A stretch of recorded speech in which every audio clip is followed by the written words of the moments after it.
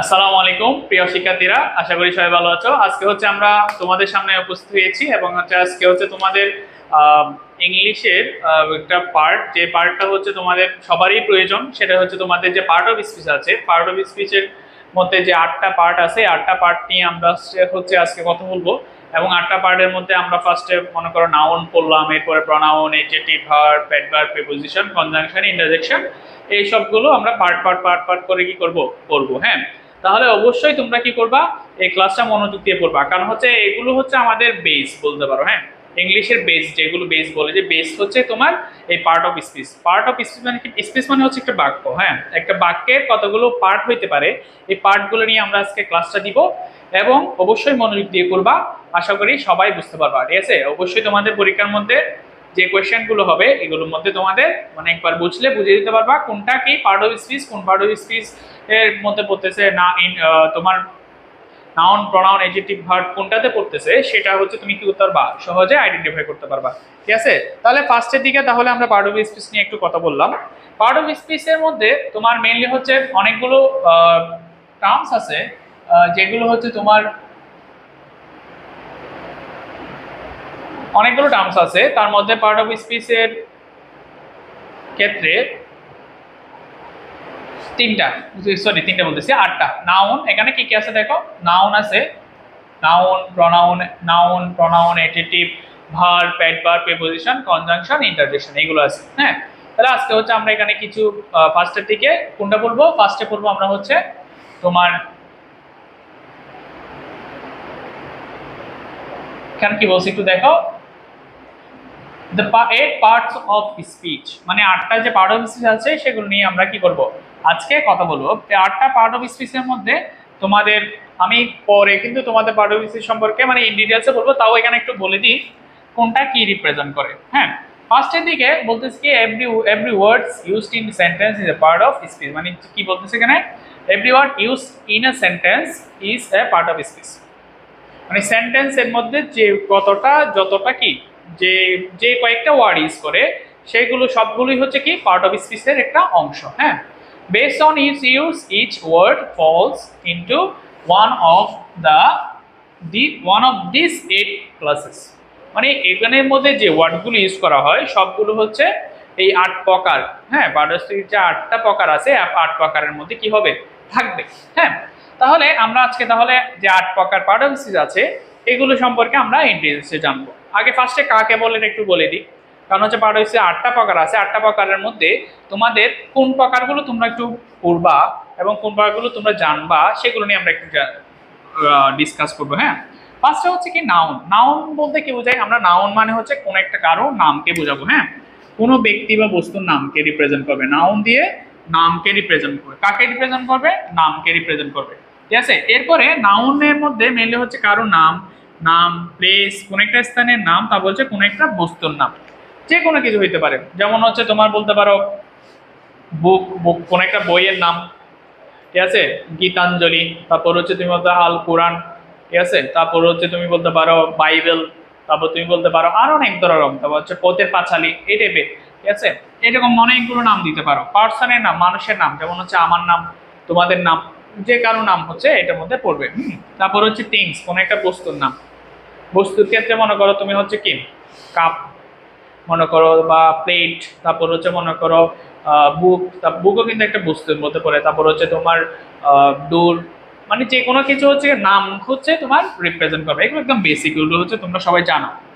So এটা তো বুঝলাম। এরপরে প্রনাউন, প্রনাউনটা কখন ইউজ করা হবে? প্রনাউনটা মেনলি হচ্ছে কোন একটা কি নাউনের পরিবর্তে কি করবে, প্রনাউনটা ইউজ করবে। ঠিক আছে, used in a place of কি noun, use in place of কি নাউন। তাহলে একটা নাউনের পরিবর্তে, তাহলে কি নাউন এর পরিবর্তে ব্যবহার করে, পরিবর্তে ব্যবহার ব্যবহার কি করা, নাউনের পরিবর্তে কি করা হয়, ব্যবহার করা হয়। ঠিক আছে, এরপরে বলতেছে কি অ্যাডজেক্টিভ। অ্যাডজেক্টিভ মানে কি? অ্যাডজেক্টিভ কাকে মডিফাই করে? নাউন এবং প্রনাউন দুইটাকে মডিফাই করে, তাই না?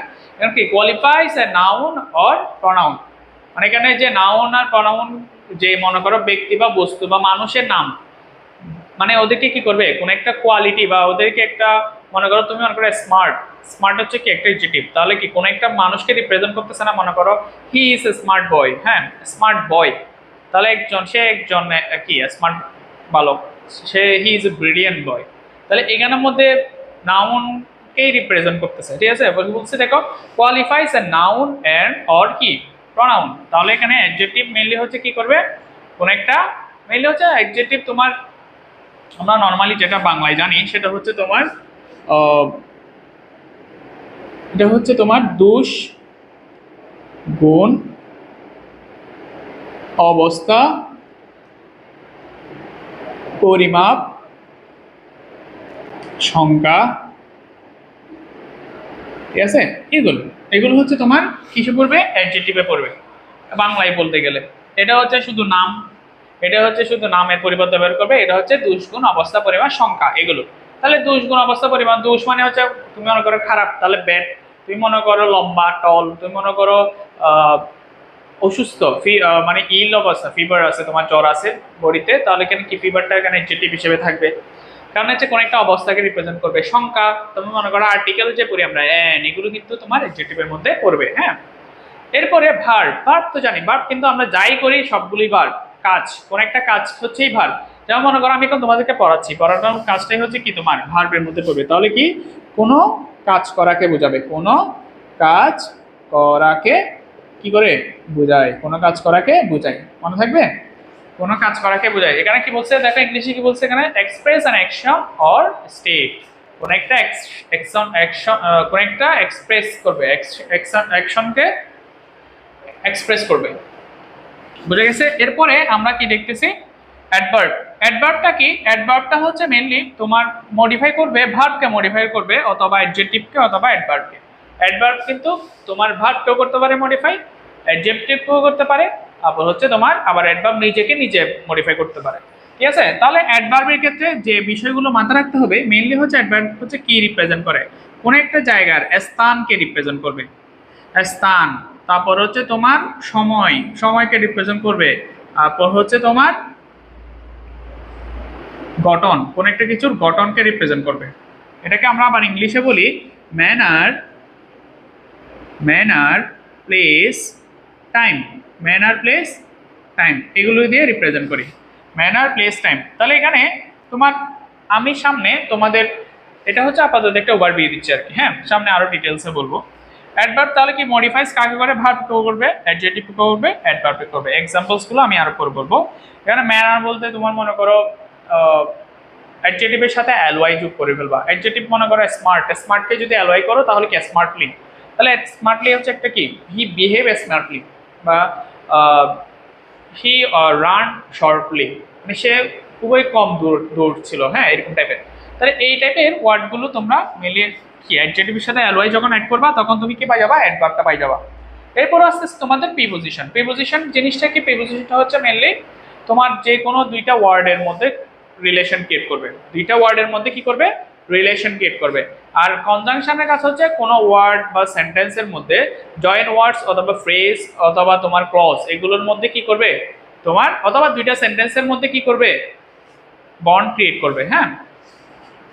তাহলে এই প্রিপোজিশন কি, প্রিপোজিশন হচ্ছে কি করে, দুই ওয়ার্ডের মধ্যে, দুইটি ওয়ার্ডের মধ্যে, দুইটি শব্দের মধ্যে, শব্দের মধ্যে সম্পর্ক, সম্পর্ক সৃষ্টি করে, দুইটি ওয়ার্ডের মধ্যে সম্পর্ক সৃষ্টি করে, বোঝা রাখবে।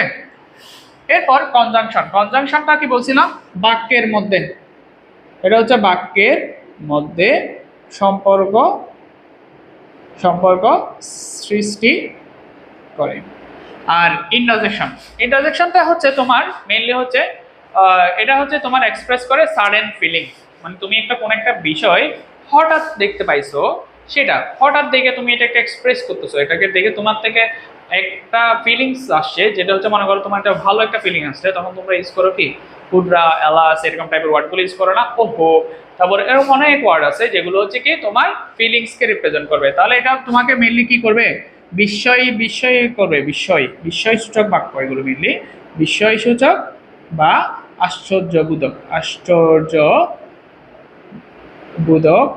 বাক্যগুলো মেইনলি কি করে আমরা ইউজ করে। বিস্ময়সূচক বা আশ্চর্যবোধক বাক্যগুলো। আশা করি সবাই একদম সাম আপ, একদম এটাকে বলে একদম ডেসক্রিপশনের মধ্যে বলতে গেলে একদম শর্টকাট যেটা আছে সেটা হচ্ছে আমরা এটা করব।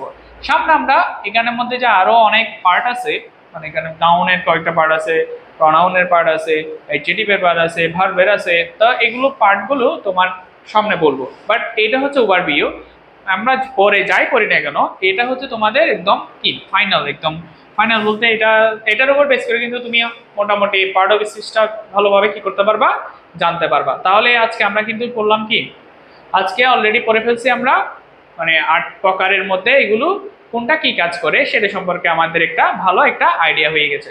তাহলে আমরা কি করব, অবশ্যই বাসায় এটা নিয়ে একটু প্র্যাকটিস করব এবং অবশ্যই নোট ডাউন করব। হ্যাঁ, তাহলে এখানে আমরা এখন কি করতেছি, নেক্সট স্লাইডে চলে যাব। তো নেক্সট স্লাইডে চলে যাওয়ার আগে সবাইকে আবার বলতেছি এটা তোমরা সবাই নোট ডাউন করবা।